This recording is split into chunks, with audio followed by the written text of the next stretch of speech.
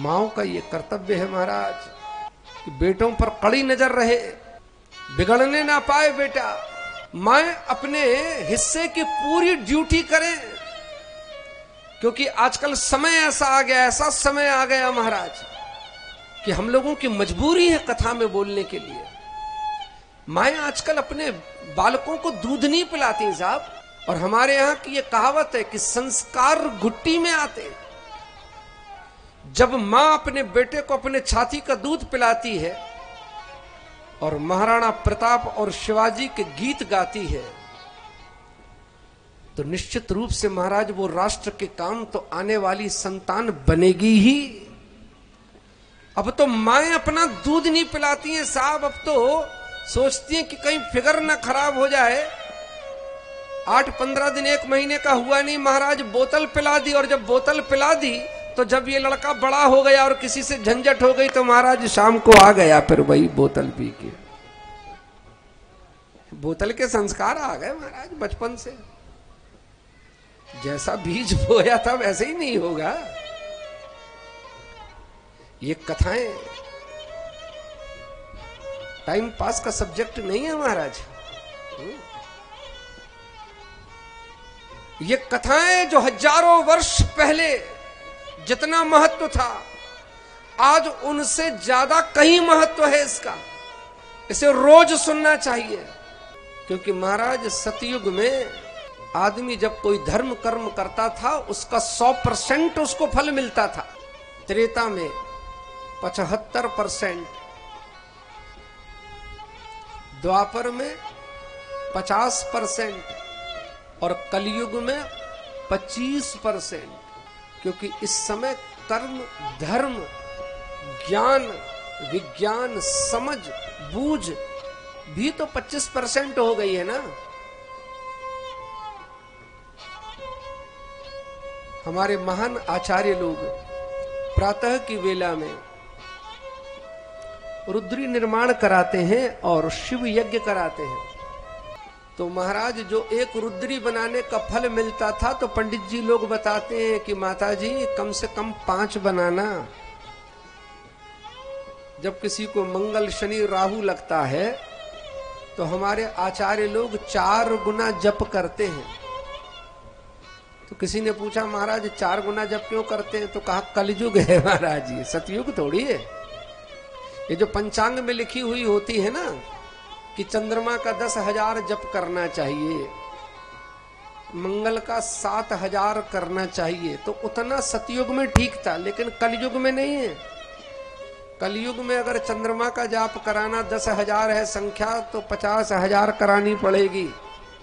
40,000 तो चतुर्गुणा, और मार्जन तर्पण का 10,000 और भूल चूक हो गई तो उसमें। तो ये कलयुग है, यहां 4 गुना करना पड़ेगा तब कहीं जाकर काम बनेगा। तो लोग तो महाराज एक बार भी मंदिर में नहीं जाते। जाना तो ये चाहिए कि 4 बार जाना चाहिए।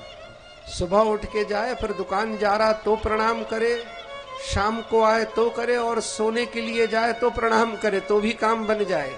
सूत जी महाराज कहते हैं कि लड़का बिगड़ गया।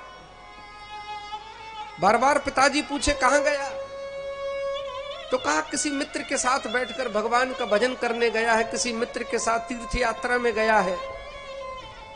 यूं चलता रहा। एक दिन महाराज यज्ञदत्त पंडित जी ने देख लिया कि जिनसे मिलने के लिए गए थे उस जजमान के हाथ में वो अंगूठी है जो अंगूठी अभी थोड़े दिन पहले ही राजा साहब ने इनको सम्मानित करते हुए पहनाई थी। ये पहचान गए कि ये अंगूठी तो वही है, इस पर राज मुद्रा लगी हुई है। तो बड़े गौर से पंडित जी देख रहे हैं। पंडित जी को रहा नहीं गया। पंडित जी ने पूछ लिया कि जजमान कोई ऐसा कार्य कर दिया क्या तुमने कि राजा ने तुम्हें सम्मानित किया है इस अंगूठी से? ये अंगूठी तुम्हें कहां से मिली? तो वो जजमान उठ के खड़ा हो गया, कहा पंडित जी आपको नहीं पता क्या? कहा नहीं। अरे ये आपका बेटा जुआ में हार के गया है। मेरा बेटा और जुआ? कहा आपको पता नहीं है? अरे महाराज वो तो 10 साल हो गए जुआ खेलते हुए उसे। और तो और ये जो हमारी श्रीमती हैं और जब श्रीमती को और देखा तो पंडित जी का और दिमाग खराब हो गया। महाराज ये तो राजसी साड़ी जो मुझे मिली थी वही साड़ी पहनी हुई है ये। तो कहा महाराज ऐसे अनेकों आपके गहने और ऐसो अनेकों साड़ियां आपका बेटा यहां गिरवी रख रख के जुआ खेलता है। पंडित जी महाराज बड़े क्रोध में लौट के आए। लौट के आके महाराज पूछते हैं अपनी पत्नी से, कहां है बेटा? कहा बेटा तो भजन कर रहा है अभी अंदर। कहा उसका भजन बंद करवाओ, बोलो कि उसके पिता ने याद किया है। अब बेटा हो तो आए महाराज। कहा बुलाओ भाई।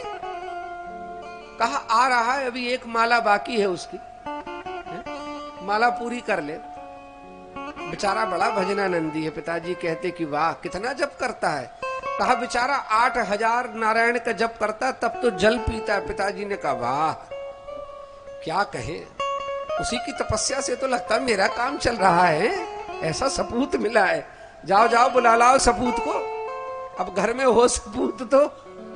महाराज वो तो बोतल पी के लड़खड़ाता हुआ सामने से चला आ रहा था। आज यज्ञदत्त महाराज ने इतनी जोर से फटकार लगाई, अपनी पत्नी से कहा कि तुमने बर्बाद कर दिया मेरे लड़के को। जब इसने जीवन में पहली बार गलती की थी, काश तूने उसी समय बता दिया होता तो मेरा बेटा बिगड़ता नहीं। तुमने बर्बाद कर दिया मेरे बेटे को, तुमने मेरा घर उजाड़ दिया, निकल जा मेरे घर से।